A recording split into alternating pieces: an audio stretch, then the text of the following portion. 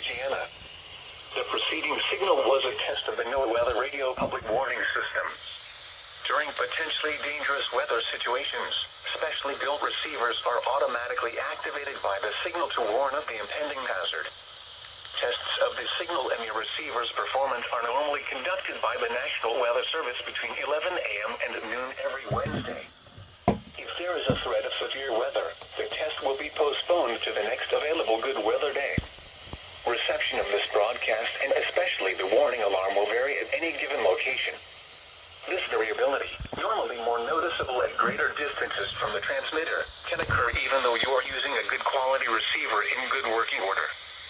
To provide the most consistent and dependable warning service possible, the warning alarm will be activated for hazardous watches and warnings for the following parishes in Louisiana: Ascension, East Baton Rouge, East Feliciana, Iberville, Livingston, Waikiki, St. Helena, Tangipahoa, West Baton Rouge, and West Feliciana.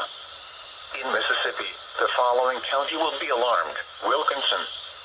The Baton Rouge NOAA weather radio system is equipped with an additional service called SAME.